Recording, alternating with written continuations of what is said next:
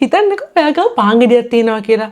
ඉතින් ඔයා මේ පාන් ගෙඩිය එළියෙන් පින්තූරයක් ගත්තොත් ඔයාට පේන්නේ මේකේ පිටත හැඩය විතරයි. හැබැයි මේ පාන් ගෙඩිය ඇතුලේ තියෙන මුද්‍රස් පළං ගෙඩියක් හොයාගන්න ඔයාට ඕනොත් ඔයා මොකද කරන්නේ? හරි මම දන්නවා දැන් මේ පාන් ඇතුලේ මුද්‍රස් පළං නැහැ. ඒ වුණාට හිතන්නකෝ තියෙනවා කියලා. ඉතින් මේක ඇස්සේ තියෙන මුද්‍රස් පළං ගෙඩියක් ඔයාට හොයාගන්න ඕනේ නම් ඔයා කරන්නේ මේ පාන් ගෙඩිය හරිම තුනී පෙති වලට කපලා පෙත්තක් ගානේ චෙක් කරලා බලන එකනේ. ඉතින් ඒක තමයි CT ස්කෑන් එකක් පිටිපස්සේ තියෙන තාක්ෂණය. CT කියන්නේ කම්පියුටර් ටෝමෝග්‍රැෆි කියන එක. ටෝමෝ කියන්නේ ග්‍රීක භාෂාවෙන් කියනවා නම් පෙති එහෙම නැත්නම් ස්ලයිස් කියන එක. ඉතින් CT ස්කෑන් එකෙන් ඇත්තටම කරන්නේ ඔයාගේ ඇඟ හරහා හිතින් මවාගත්ත තුනී පෙති 100 ගාණක් පින්තූර අරගෙන ඒවා කම්පියුටර් එකකින් එකට හදලා 3D නැත්නම් ත්‍රිමාණ පින්තූරයක් අන්තිමට දෙන එක. මේකෙදි ඔයා හාන්සි වෙලා ඉන්න ඇඳ ලොකු ඩෝනට් එකක් වගේ පේන මැෂින් එකක් ඇතුලෙන් ගමන් කරනවා. ඒ වෙලාවෙදී මේ ඩෝනට් එක ඇතුලේ තියෙන X කිරණ නාලයක්, ඒ වගේම ඩිටෙක්ටර්ස් අනාවරක පද්ධතියක් ඔයාගේ වටේට තප්පරයකට වට කීපයක් වගේ අධික වේගයකින් ගමන් කරනවා. ඉතින් අන්නේ කැරගෙන ගමන් තමයි එක එක කෝණ වලින් අර පෙතිවල පින්තූර විශාල ප්‍රමාණයක් ගන්න. කම්පියුටර් එකෙන් ඒ පින්තූර වල තියෙන හැම කුඩා තිතකටම නැත්නම් පික්සල් එකකටම ඒකේ ඝනත්වය අනුව අගයක් ලබා දෙනවා. අපි මේවට කියන්නේ Hounsfield units කියලා. උදාහරණයක් විදිහට වාතයේ කළු පාට තමයි පේන්නේ. ඉතින් ඒකෙදි ඍණ 1000ක වගේ Hounsfield unit අගයක් තියෙනවා. ඒ වගේම අස්ති සුදු පාට පේනවා. එතන ධන 1000ක වගේ Hounsfield unit අගයක් තියෙනවා. කිරණ වේදේ සම්බන්ධ ડોක්ටර් කෙනෙක්ට පුළුවන් සැකසහිත ගෙඩියක Hounsfield unit එකේ මැනලා ඒක වතුර පිරිච්ච ගෙඩියක්ද එහෙම නැත්නම් ඝන ගෙඩියක්ද කියලා බලන්න. CT ස්කෑන් එකක ලොකුම වාසිය තමයි වේගය. ඉතින් ඒ නිසා හදිසි අනතුරුවලදී මේ CT ස්කෑන් එක අපිට නැතුවම බැරි දෙයක් වෙලා. දරුණු නියානතරකට පත්වෙච්ච කෙනෙක්ව තාමත් කෙටි කාලයකදී තේින්නම් දෙපතුල දක්වා ස්කෑන් කළා මෙයාගේ මොළේ ලේ ගැලීමක් තියෙනවද? පින්හළු වලට හානි වෙලාද? ඒ වගේම බඩේ අභ්‍යන්තර අවයව වලට හානි වෙලාද? මෙන්න මේ වගේ දේවල් පහසුවෙන් බලා ගන්න පුළුවන්. ආඝාතේ ස්ට්‍රෝක් වගේ තත්ත්ව පින්හළු වල ඇතිවෙන ලේ කැටි ඒ වගේම පිළිකා වගේ තත්ත්ව බලා ගන්නත් මේක ගොඩාක් ප්‍රයෝජනවත්. හරි අපි දැන් බලමු ඔයා CT ස්කෑන් එකක් කරනවා නම් ඔයාගේ පැත්තෙන් වෙන්න ඕන දේවල් මොනවාද? පළවෙනි සහ වැදගත්ම දේ තමයි ඔයාගේ ડોක්ටර්ට සහ එතන ඉන්න කාර්ය මණ්ඩලයට ඔයාට තියෙන ඇලර්ජීස් ගැන හංගන්නේ නැතුව කියන්නේ. ඉතින් මේ CT ස්කෑන් වල සමහර වෙලාවට කොන්ට්‍රාස්ට් දියරයක් කියලා එකක් ඔයාට විදි. ඉතින්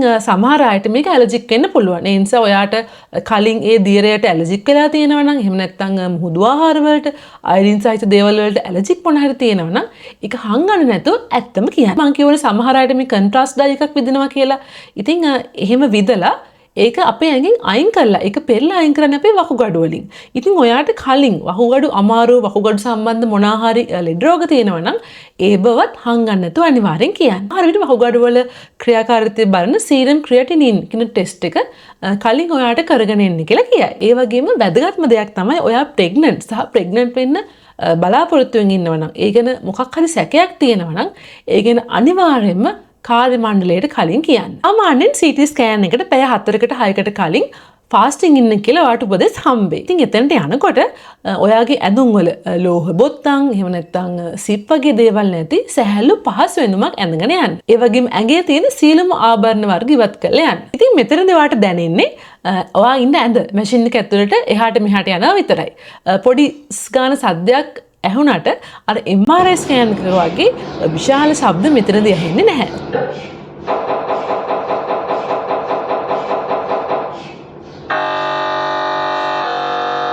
සමහරවිට මේක කරන අතරතුරේදී හුස්ම පොඩ්ඩක් අල්ලගෙන ඉන්න වගේ උපදෙස් ඔයාලට හම්බෙයි. ඉතින් ඔයාට මම අර කලින් කියපු කොන්ට්‍රාස්ට් දියරය විද්දොත් ඒ වෙලාවට පොඩි ඇඟට රස්න ගතියක්, ඒ වගේම කටට නිකන් අර ලෝහ රසක් වගේ දෙයක්, එහෙම නැත්නම් ඒ වෙලාවේ මුත්‍රා කරන්න යන්න ඕනේ වගේ හැඟීමක් දැනෙන්න පුළුවන්. CT ස්කෑන් එකකින් පස්සේ ඔයා මොකද කරන්නේ? ඔයාට අර කොන්ට්‍රාස්ට් දියරය විද්ද නැත්නම් කිසිම ප්‍රශ්නයක් නැහැ. සාමාන්‍ය විදිහට ගෙදර ගිහිල්ලා වැඩ කටයුතු කරගෙන යන්න පුළුවන්. නමුත් ඔයාට මේ කොන්ට්‍රාස්ට් දියරය පාවිච්චි කරා නම් ඔයා කරන්න ඕනේ ගෙදර ගිහිල්ලා හොඳට වතුර බොන එක. අඩුම ගානේ වතුර වීදුරු 6ක් 8ක්වත් එදාට බොන්න ඕනේ. ඉතින් ඒකෙන් කරන්නේ ඔයාගේ වකුගඩු වලින් අර කොන්ට්‍රාස්ට් දියරය ඉක්මනට පෙරලා අයින් කරන්න උදව් කරන එක. ඊටම කලාතුරකින් ඒ කොන්ට්‍රාස්ට් දියරයට පරක්කු වෙලා යන ඇලර්ජික් එකක්. ඒ කියන්නේ පස්සේ පළු දැමීමක් වගේ දෙයක් එන්න පුළුවන්. එහෙම දෙයක් හදිසියවත් આવොත් ඉක්මනට ගිහලා ડોක්ටර් කෙනෙක් හම්බෙන්න. දැන් ඔයාට මේ CT ස්කෑන් ගැන හොඳ දැනුමක් ලැබෙන්නේ නැති කියලා මං හිතනවා. මේ වගේ දේවල් අපි එදිනදා ජීවිතේ දැනගෙන ඉන්නේ ගොඩක් වටිනවා. ඉතින් මේ වගේ පරීක්ෂණ වගේම තවත් ගොඩක් දේවල් ගැන දැනගන්න ඔයාට ඔන්න හොඳ අවස්ථාවක් ඇවිල්ලා තියෙනවා. Medix Expo